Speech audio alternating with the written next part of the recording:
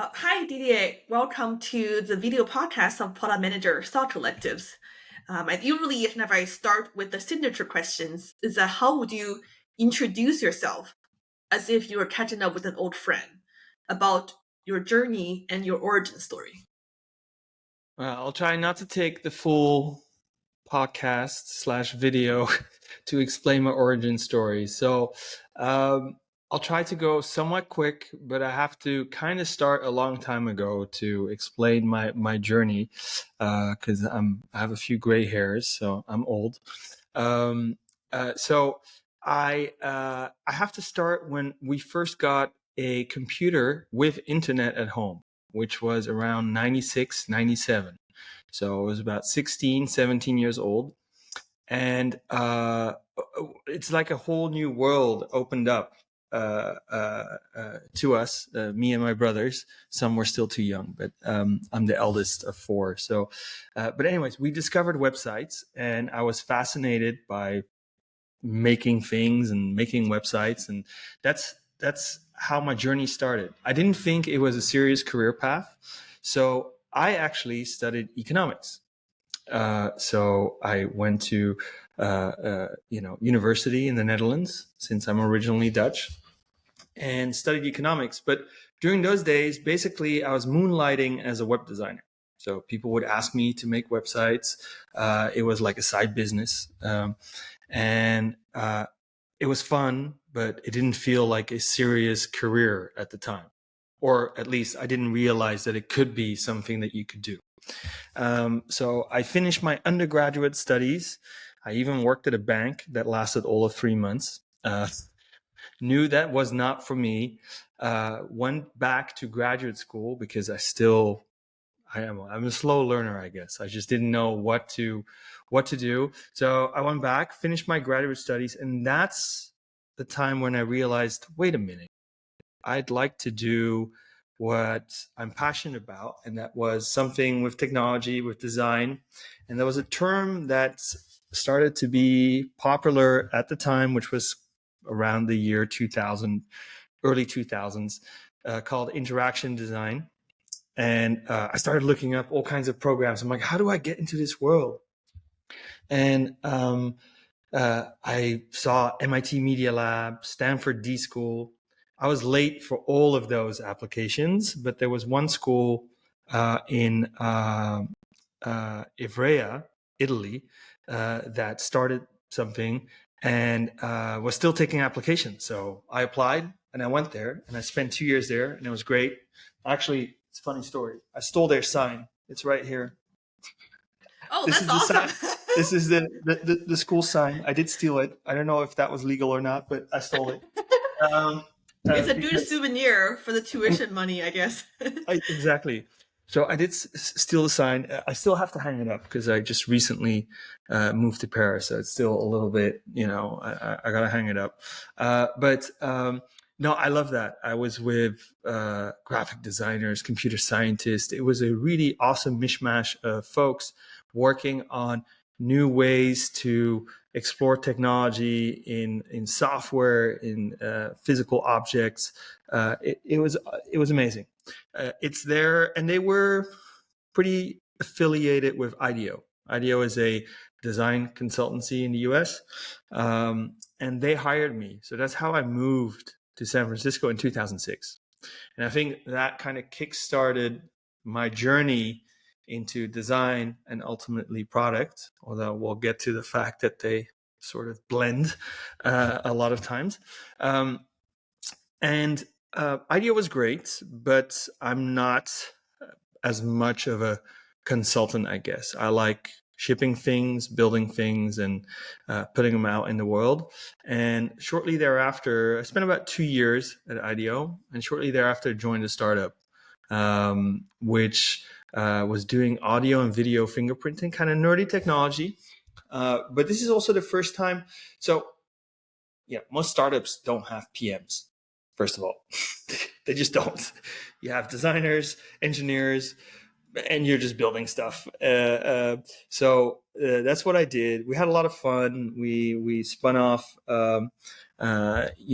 Another startup that did pretty well was called Into Now, was like a Shazam for television in 2011. So yeah, that's a long time ago now. It's already 13 years ago.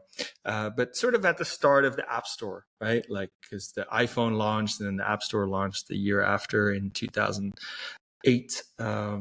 And so apps came about. It's like around the time Instagram launched. So it was a good time. It was fun. After that, spent time at Flipboard, worked with quite a few now well-established companies like Robinhood and others, and I also worked with Tinder. But the biggest stint was at Uber, which is where I made the switch at some point from design to product. So we'll dive into that. So my old friend doesn't know why that happened yet. Yes. But and then so I spent about more than 6 years at Uber, which was a roller coaster ride, as one can imagine, because it was before I joined in 2015, and then obviously, I mean, it's fairly well documented. There's even a TV show about it, so I don't have to explain all of those things. But probably one of the more insightful and transformative years of my professional life, for sure. And then at the beginning of 2022, I moved to Paris, sort of a family decision to move after spending 15 years in the Bay Area. And did a number of things in Paris. First, took a break, and we'll talk about that too. And tried a startup. It was in real estate, and turned out it was not a good time to start something in real estate. So there's that. And recently joined as a VP of design for a fintech company called Qonto here in Europe. They actually serve most of the European market. So which has been a lot of fun to get back into being an operator at scale. So yeah, that's what I would tell my old friend. Who literally did not see me since high school, I guess. Right. That's amazing. You have a fascinating journey. So speaking of your 6 years at Uber, how did you decide to switch from product to design? Sorry, from design to product. Yeah. But then you switched back to design. Like, what was although the trigger for those pivotal moments in your career? I think it's actually a pretty natural transition, because I think designers already have really good user empathy, right? You've done research. I think Right. designers who are well equipped with data are really good product managers, right? But then what led to the decision to switch for you? And then why did you switch it back? So, excellent question. So first, I have to admit, it wasn't entirely my decision, and I'll explain. So I think also I'll back up a little bit, because I don't think early in my career I made such a big difference between being a designer and what eventually became product management in most tech companies. Mm-hmm. Just because I think there's a big overlap, especially at early stage startups, because you're less data driven, you're Yeah. less numbers driven, because you're basically trying to ship a great experience. So what I found at companies that were small or startups, it basically looked the same. Like the things you were trying to think of in terms of a designer in the problem space, let's say, were similar to what a product manager would think about in the same way. So I never really made a distinction. And given I have a bit of a business background, to me, it was always important to ship things and design things that made sense from a sort of business standpoint. Because at the end of the day, I'm not an artist. I mean, an artist doesn't care about the function of art. They just want to create and create an emotion. Designers have a functional responsibility. So that's one thing. So going back to Uber, I think as a designer and design leader at the company, I showed up pretty much in a similar fashion that a PM would show up, in terms of getting things done. And at some point, Uber went through many changes, organizational changes, reorgs, whatever you want to call them, all of those things. And actually, one day, the CPO put a meeting on my calendar. I'm like, okay, either I'm fired or he wants to talk about something. It's kind of simple conclusion. Turned out there was a product leader, excellent data people, but this is a very experience forward. It was the rides business, so the general application of requesting a ride, et cetera, at the time. And they were like, we want you to step in as a product leader for this team. So it came as a request. I'm like, new challenge, exciting. So I said yes, because I like to challenge myself. And what was interesting is we are not talking about a small company at that time. When it was, I think Uber was around 20,000 people. They were a public company. So it was not low stakes. Let's try to product manage. But I was excited to take on the challenge and see what it was like at scale. So I did that for about, I think, 2 years, nearly 2 years. And it was fascinating, but, and there were many aspects I liked a lot, but obviously I wasn't a designer anymore. So I had to realize that I was also not going to do the usual PM thing where I go annoy the designers all the time, because I used to be a designer myself. So I know what it feels like. So, but if you ask me, where is my true passion? I'm not going to answer you half yearly planning, roadmaps, OKRs, and KPIs. OKRs, there we go. Yes. Well, I had to mention it. Cross-functional alignment. Yes. Well, that too. You can name all the great things, but also I think it's also different when you're a public company. You have certain responsibilities every quarter. You're reporting numbers. So if the rides business is not doing well, which it wasn't because it was COVID, then you have much more business pressure to execute on certain things and try to move the numbers. It's just that simple. And that is a responsibility. Not that I mind, but I was just missing the creativity that you get as design. And frankly, I always tell designers, it's a privilege to be in that position, right? Like it's an amazing job. So yes, I do think the PM job is more sucky. That's why you get paid more. Truth to be told. I mean, we have to. So when I decided again, what do I really want to do? Where is my true passion? And also, where are my true talents? It could have been a few options, to be honest. I think at a early stage company, I'd have gladly taken on sort of a hybrid role of product plus design, just because it kind of makes sense. You don't need anything else. At scale, I think my passion remains with design. That's why I get up every morning. That's why if I'm going to do something, it's really, it was a way for me to truly figure out like what I love doing. And that's what it ended up being. That said, in a few years, I might shift again in terms of where my true passion lies. And ultimately, I think it's what impact can I bring to the company? And what does the company need right now?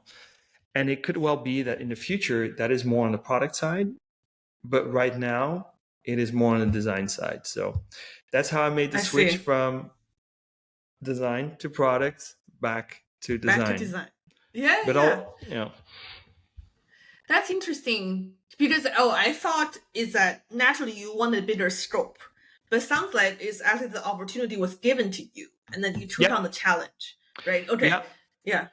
That's right. I never actively seeked it out, but I have to Right. say, I never actively seeked out any of the roles that happened, and it's probably for a Hmm. reason. I mean, Okay. I'm not striving for a goal in particular. Like I started out studying economics, and I Right. turned out Right. to Yeah. Yeah. be a designer. Yeah. After being a designer, I turned out to lead large teams up to 100 people. Right? Like, it's not that I one day woke up and was like, oh, I want to be a designer. Or one day I Right. woke Right. up, I want to be a manager. It was just that I followed my passion Mm-hmm. within an organization. I wanted to have impact and do things and, do well. And then people, I say this to a lot of my folks, you do well, you get more responsibilities. That's how it goes. So keep doing well. And I think that's worked out for me. I'm not saying it's universally true, but I never had any desire to do these specific things. It's kind of like, I guess I look at life as a sort of wonderful meandering road Mm-hmm. with many options. Yeah. And I don't have a specific destination in mind, so I can just enjoy the journey. I know that sounds a bit philosophical and No, poetic, I but love that. I I, agree. I heard something similar. It's not people's way to leadership or success or whatever definition is not like a linear, right? It's a map, no, right? You explore yeah, different options and you ended up this place, you try this out. You ended up in a startup or founding a company. Like for example, for you that you moved to San Francisco, on purpose, or maybe the job brought you here, but eventually you made the decision to move back to Paris. So these are all the things that you're to explore, like the unknown and stuff. Um, so speaking of kind of these opportunities, one question I have in mind is like, how did you become advisors for top companies like Shopkick, Robinhood, and Tinder? yeah. So did these companies seek out to you, or how did that happen? Uh, it was mostly folks reaching out to me, but obviously they Mm, don't just start randomly reaching out to you. right. uh, I think, I was always interested in entrepreneurship and the early stages of things. So, I was lucky enough to be in Silicon Valley. So you get to meet investors that have invested in a company, and you have a certain expertise. So in my case, design, and companies sometimes have questions about that or just need a soundboard. And the way it started, if I think I can sort of trace it back, first was that a good friend of mine who also worked at IDEO started a company, and he wanted some advice, some help. So I'm like, all right, sure, I can help you out. And just throw me a bit of Mm-hmm. stock, and that'll be cool enough. And it turned out that was Mailbox, which was a email client at the time. Oh yes. Okay. Um, Mailbox created the first waiting list for a software product. So that was really, Mm, that was really sort of their claim to fame, if you will. And then also people just, they did the swipe to archive the first and all of those things. Now you see it everywhere, obviously on Gmail. So you kind of need that one thing where uh, you've done that. You've obviously helped them in some way from a UX perspective, from a design perspective, whatever perspective. Could be tech, could be product, could be, doesn't matter. But obviously, it's something that I put on my LinkedIn. So people start looking at it and they get interested in it. Uh, and you sort of, you slowly start building up this expertise in a certain area. And that's how Robinhood eventually reached out to me too, because they were like, hey, mm-hmm. we'd like to create a waiting list. I'm like, okay, well, let's not do the exact same thing. That's kind of lame. But so that's how I got to work with them. And then one thing got to the next. And then people start to know, like, okay, he can bring interesting, because it's just networking, right? I mean, let's just call it what it is Yeah. in Yeah. many That's true. ways. That's true. Yeah. Uh, And so you have investors that know you can be available, but I never took on more than 2 or 3 companies, mostly 2 at the same time, but mostly also serially, because at some point you just run out of time. Yeah.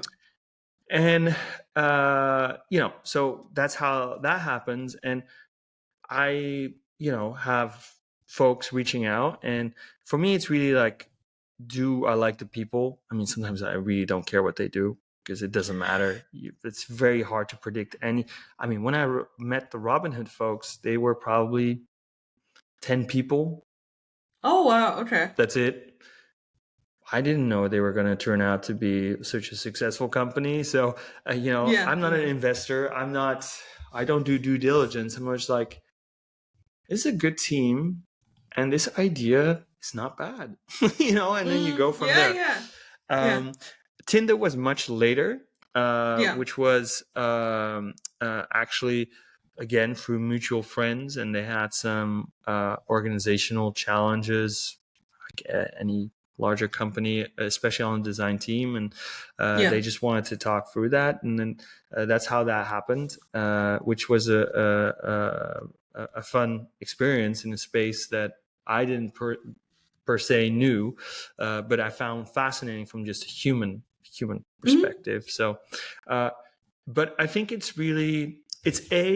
bringing value, obviously, to building it up. It didn't happen overnight. It actually took quite a bit of time before people start actually proactively reaching out or are interested in that.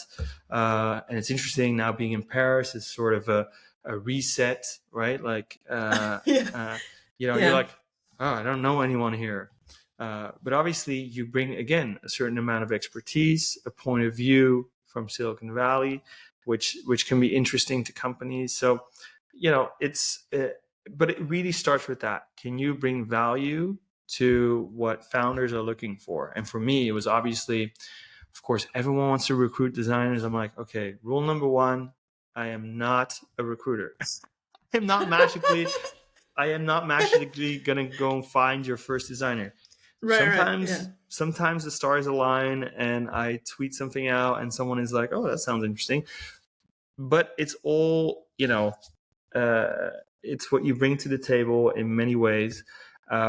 And then slowly but surely you built it up. I'm sure you see the same thing with what you do, even just doing videos, podcasting. It's work. It's a lot of work, and it takes time. And to build an audience, same way as it takes to build a network, just takes time, right? Like, and I think you just build every time you build upon the next thing. So, of course, a bit of luck helps, being at the right time in the right spot. But after that, it's also for folks to show up and really make it happen. Because if you're not useful to a company, they'll just be like, whatever. You're not going to waste. I mean, that's a true essence, right? That's a product market fit, right? You bring value to the customer's pain points. As advisors, you bring values to these companies. So they find your insights, your industry experiences, or maybe your connections are incredible. So then they want to have you on the team, right? That makes sense. I remember when I was in college, I signed up for Robinhood's waitlist. I remember that time. Yeah. That was a good time. That was a good hype time. It was nice. Yeah. It was a fun launch. It was fun to be part of that, and also kind of an interesting moment in time in general. It was good. Yeah, definitely. So the next question is kind of about cultural differences, right? You have worked at different countries and different continents. What do you find about all these industries, companies? They have some similarities, and what about some differences? So I actually think that these days there are a lot more similarities than differences.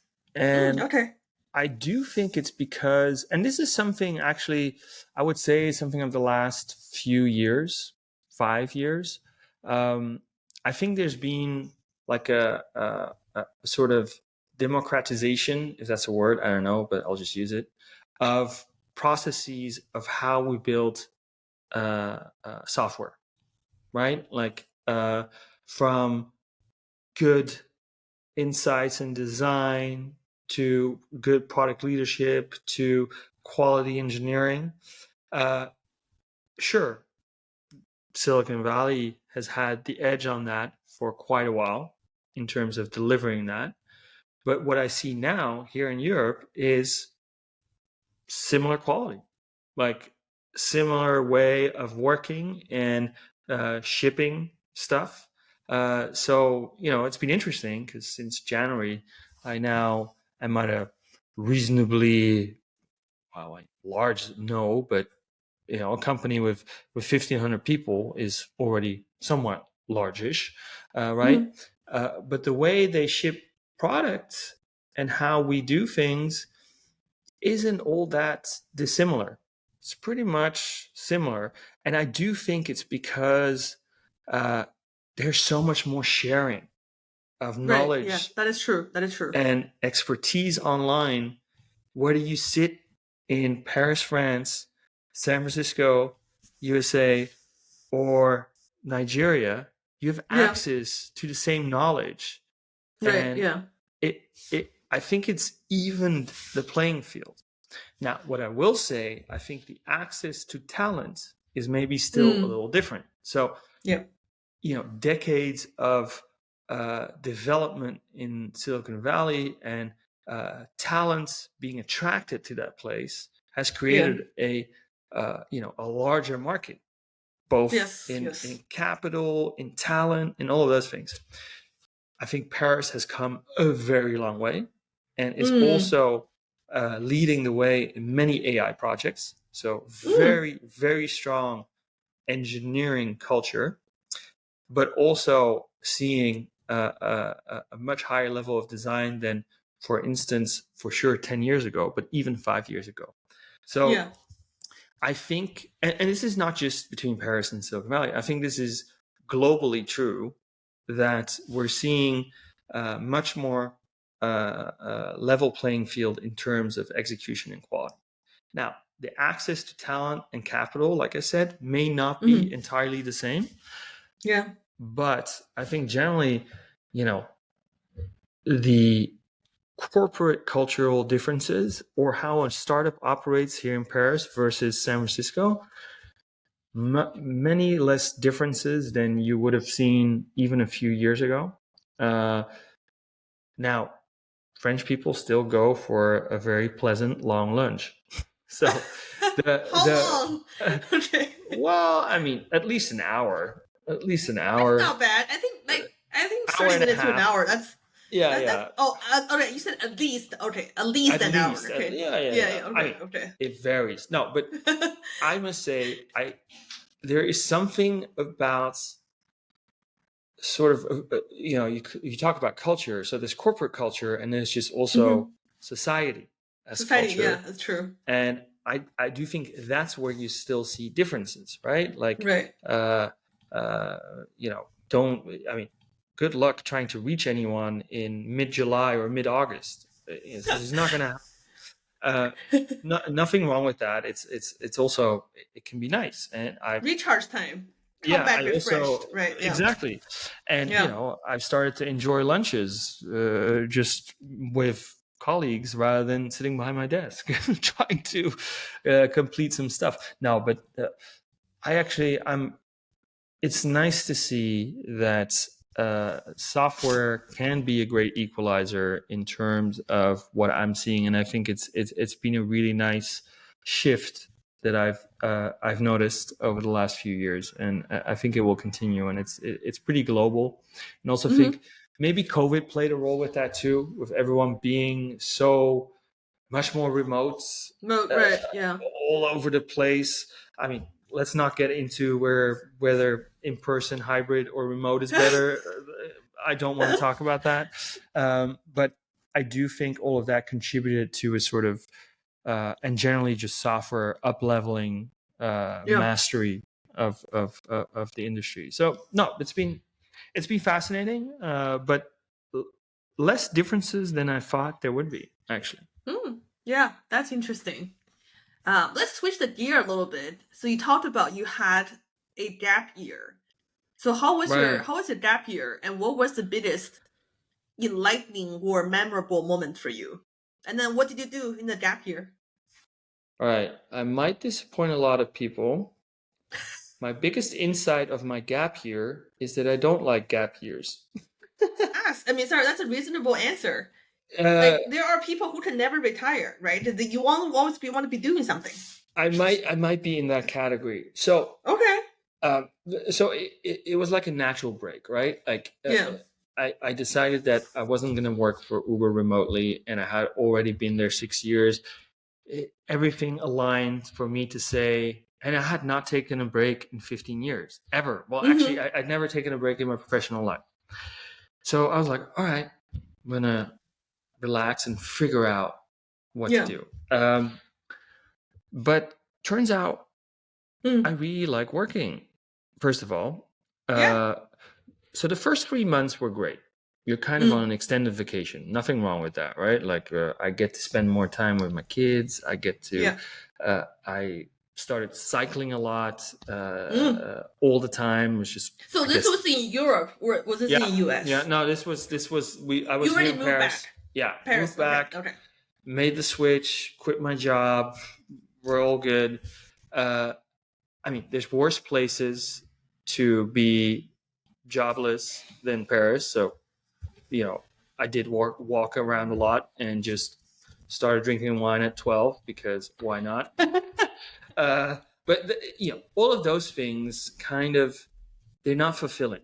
They're fulfilling in some Mm. ways, but they're not fulfilling from a professional perspective. So Right. Right. then after 3 months, I was like, okay, I need to start figuring out. So, um, but then there wasn't really any rush. So you also, there's no deadline behind it. There's no real pressure. So, you know, I'm a lazy person. I'll just be honest.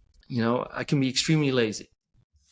So if I'm allowed to be lazy, I'll just be lazy. Mm-hmm. I'll apply myself to other things, but I was getting professionally lazy. And then,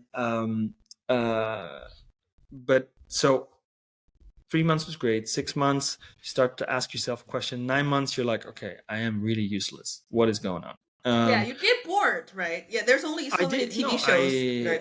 Yeah. I did get bored, and that's why it Yeah. feels so disappointing because people are like, "Well, take this time to find yourself." I'm like, all right, I'm just gonna be honest. I think I found myself. I'm okay with Yeah, that, no, that's good. I love and that. and I'm just like, I'm actually losing myself right now. So, professionally, so, Yeah, um, yeah, yeah. and then I started going through. I'm like, okay, do I start a company?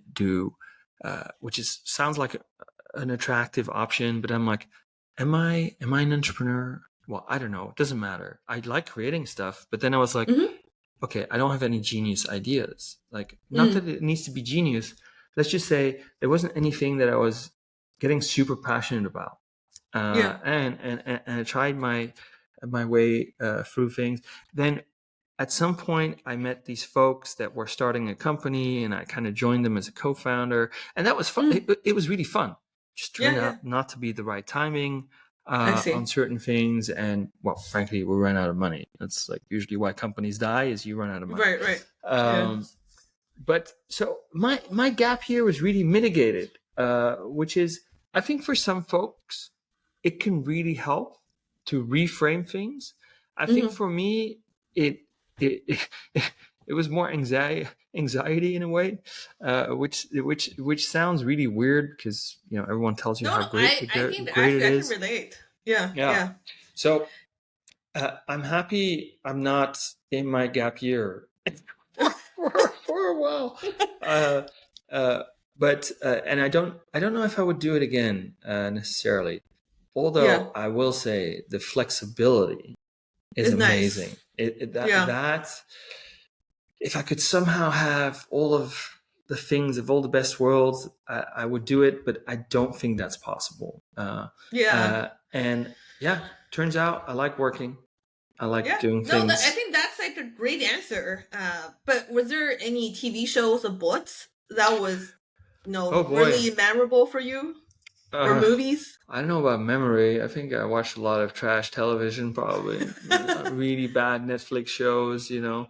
Um, well, I mean, in terms of books, I do like reading, but I mostly read science fiction. I don't read Mm, business books or okay. things like that. Yeah. The reason I like science fiction is just professionally, I love telling good stories. Yeah. Yeah. So, and you can, it's all kinds of topics, but sci-fi just fascinates me from like a sort of humanity perspective, technological perspective, and I just really like reading those things. So, I mean, if I would recommend any kind of series on sci-fi, I guess there's an Apple TV show now as well. But the author is Hugh Howey, and the series is called. I think he had it's Silo, but it's Wool and Dust, I believe. Those are good books. Okay. They're entertainment. So don't think you're gonna. It's basically it's a colony stuck underground. You can already Mm, see that is gonna lead to a disaster. But anyways, it was fascinating. What I loved also is that he's self-published in a way. I mean, he got more popular, but initially self-published, which is kind of a great story for an author, I think too. But no, the only thing that was good for me, I think, in that gap year is that it was just really nice to cycle a lot, and I mean by that road cycling, like serious. And I did some endeavors.